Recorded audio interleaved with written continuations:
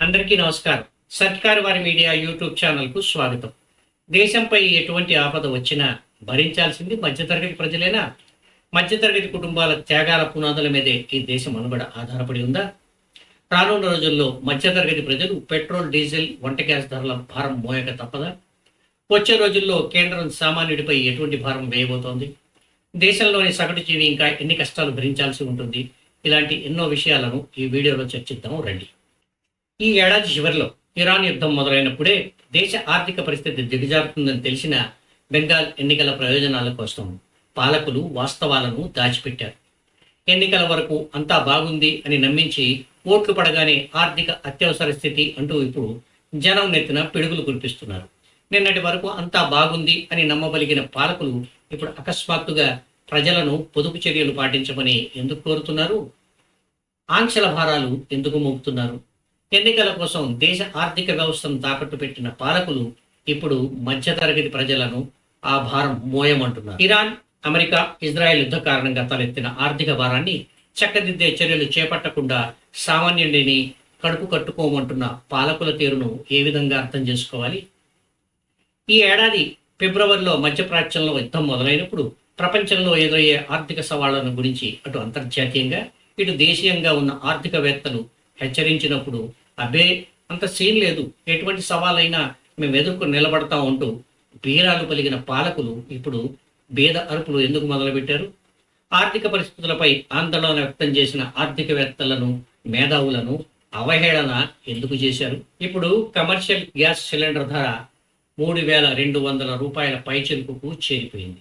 రేపో మాపో petrol, diesel ధరలతో పాటుగా సామాన్యుడు ఉపయోగించే వంట గ్యాస్ సిలిండర్ ధర కూడా పెరుగుతుందనే వార్తలు వినిపిస్తున్నాయి. ప్రధానమంత్రి నరేంద్ర మోడీ ఆదివారం హైదరాబాద్ వేదికగా చేసిన ప్రసంగం ఈ విషయాలను చెప్పకనే చెబుతోంది. బెంగాల్ ఎన్నికల వేళ పార్లమెంటును అత్యవసరంగా సమావేశపరిచి మహిళా రిజర్వేషన్ అంటూ హడావిడి చేసి దేశాన్ని ఉద్దేశించి ప్రసంగించిన ప్రధానమంత్రికి ఆ రోజు దేశ ఆర్థిక పరిస్థితి ఈషన్ మాత్రమైనా గుర్తుకు రాలేదా? బెంగాల్ ఎన్నికలు ముగియగానే ఇప్పుడు ప్రజలను త్యాగాలు చేయమంటూ రాగం అందుకోవడం ఎంతవరకు సమంజసం? హైదరాబాద్ వేదికగా ప్రధాని చేసిన సూచనలు వింటే కొంత ఆశ్చర్యం కలగక మానదు. మధ్యతరగతి ప్రజలు బంగారం కొనొద్దట, విదేశీ ప్రయాణాలు మానుకోవాలట, పెట్రోల్ వాడకం తగ్గించాలట. మరి పాలకుల సంగతి ఏమిటి? ప్రధానమంత్రి దేశ ప్రజలకు చేసిన సూచనలను ఒకసారి గమనిద్దాం. ఇంధన వినియోగాన్ని తగ్గించడానికి ఐటీ, ఇతర సేవా రంగాల సంస్థలు మళ్ళీ వర్క్ ఫ్రం హోమ్ పద్ధతిని అమలు చేయాలి. పెట్రోల్, డీజిల్ వినియోగాన్ని వీలైనంత వరకు తగ్గించాలి. అత్యవసరమైతే తప్ప సొంత వాహనాలను వాడకూడదు. వ్యక్తిగత వాహనాల్లో ప్రయాణించేవారు కార్ పూలింగ్ పద్ధతిని పాటించాలి. దేశంలోని విదేశీ మారక ద్రవ్య నిల్వలను కాపాడుకోవడానికి ఏడాది పాటు ప్రజలు బంగారం కొనుగోళ్లకు దూరంగా ఉండాలి. మన దేశంలోని మధ్యతరగతి కుటుంబాల వారు ప్రతి నెల కొంత మొత్తం పొదుపు చేసుకుని పిల్లల వివాహాల కోసం, ఇతర శుభకార్యాల కోసం బంగారం కొనడం పరిపాటి. కానీ ఇప్పుడు ప్రధానమంత్రి నరేంద్ర మోడీ దానిని వాయిదా వేసుకోండి అంటున్నారు. అలాగే ఏడాదికోసారి పిల్లా పాపలతో తమ తాహత్తుకు తగినట్టుగా మధ్యతరగతి కుటుంబాలు వ్యవహార యాత్రలకు ప్లాన్ చేసుకుంటుంటాయి. అయితే ఇప్పుడు దేశంలో ఆర్థిక అత్యవసర పరిస్థితి నెలకొని ఉంది కాబట్టి రాబోయే 1 సంవత్సరం పాటు విదేశీ పర్యటనలు, విదేశీ సెలవులు రద్దు చేసుకోవాలని నరేంద్ర మోడీ కోరుతున్నారు. డెస్టినేషన్ వెడ్డింగ్స్, విదేశాల్లో వివాహ వేడుకలు నిర్వహించే సంస్కృతిని మానుకుని స్వదేశీ పర్యాటక రంగం పెంపొందేలా దేశంలో వేడుకలు జరుపుకోవాలని ప్రధానమంత్రి సూచించారు. పెట్రోల్, డీజిల్ వాహనాలకు బదులుగా ఎలక్ట్రిక్ వాహనాల వాడకాన్ని పెంచాలని ప్రధానమంత్రి కోరారు. వ్యాపార, అధికారిక పనుల కోసం ప్రయాణాలు చేయకుండా ఆన్లైన్ కాన్ఫరెన్సులు నిర్వహించుకోవాలని కూడా ఆయన సూచించారు. దిగుమతులు తగ్గించడానికి స్థానికంగా తయారైన వస్తువులనే కొనాలని పిలుపునిచ్చారు. పార్సెల్ మరియు సరుకు రవాణా కోసం రోడ్డు మార్గం కంటే రైల్వే మార్గాన్ని ఎంచుకోవాలని ఆయన సూచించారు. ప్రజలను దేశం కోసం ఆర్థిక క్రమశిక్షణ పాటించాలని కోరిన ప్రధానమంత్రి ప్రభుత్వం ఏ విధంగా పొదుపు చర్యలు చేపట్టి విదేశీ మారక ద్రవ్య నిల్వలు కాపాడుకుంటుందో అదే వేదిక నుంచి స్పష్టంగా చెప్పలేకపోయారు. ప్రచారాల కోసం, భారీ కటౌట్ల కోసం ఖర్చు చేసే వేల కోట్ల రూపాయలను ప్రభుత్వం ఎలా తగ్గించుకుంటుందో కూడా ఆయన ప్రకటించలేకపోయారు. సామాన్యుడిని కార్పూలింగ్ చేయమంటున్న పాలకులు డజన్ల కొద్దీ కాన్వాయ్ కార్లలో తిరగడం ఆపుతారా?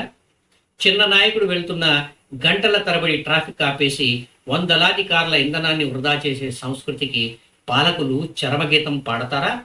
విదేశీ ప్రయాణాలు మానుకోమంటున్న ప్రధాని తన ఖరీదైన పర్యటనలు ఆపేసి ఆన్లైన్ కాన్ఫరెన్స్ల ద్వారా పాలన సాగించే సాహసం చేస్తారా? మహిళా సాధికారత అంటే కేవలం రిజర్వేషన్లు ఇవ్వడం మాత్రమేనా? పెట్రోల్ డీజిల్ ధరలు పెంచి నిత్యావసర వస్తువుల ధరలతో సామాన్య గృహిణి కడుపు పట్టడం సాధికారత అనిపించుకుంటుందా? ఎన్నికల్లో ప్రచారంలో కనిపించిన ఆ ఆవేశం, ఆ హామీలు ఇప్పుడు ఎటుపోయాయి? సామాన్యుడి అవసరాలను గాలికొదిలేసి తమ వైఫల్యాలను కప్పిపుచ్చుకోవడానికి ప్రజలనే త్యాగాలు చేయమనడం ఎంతవరకు సమర్థించగలం?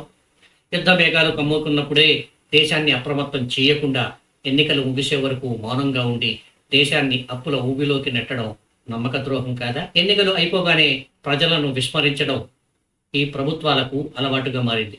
అబద్ధపు ప్రచారాలతో గెలిచినంత మాత్రాన ఆకలి తీరని ప్రజల ఆగ్రహం నుండి పాలకులు తప్పించుకోజాలరు. ఇప్పటికైనా ప్రధానమంత్రి నరేంద్ర మోడీ పారదర్శకంగా వ్యవహరించాలి. మహిళా రిజర్వేషన్ల విషయంలో చూపిన ఉత్సాహం ఆర్థిక వ్యవస్థను గట్టెక్కించడంలోనూ సామాన్యుడిని ఆదుకోవడంలోనూ చూపాల్సిన అవసరం ఎంతైనా ఉంది. ఎన్నికల వరకు అబద్ధపు ఆశలు చూపి గెలిచిన తర్వాత త్యాగాలు చేయమని సామాన్యుడిని కోరడం ప్రభుత్వ అసమర్థతే అవుతుంది. అప్పుల భారంతో కూరుకుపోతున్న దేశాన్ని కాపాడాల్సింది పాలకులే తప్ప ఇప్పటికే నలిగిపోతున్న మధ్యతరగతి ప్రజలు కాదు. చివరగా ఒక మాట, యుద్ధాలు జరిగినప్పుడు మన దేశ ప్రజలే కాదు మిగిలిన దేశాల ప్రజలు కూడా ఆర్థిక భారం మోస్తున్నారని వాదించే వారి కోసం ఇక్కడ ఒక విషయం మనవి చేయడం ఎంతైనా అవసరం.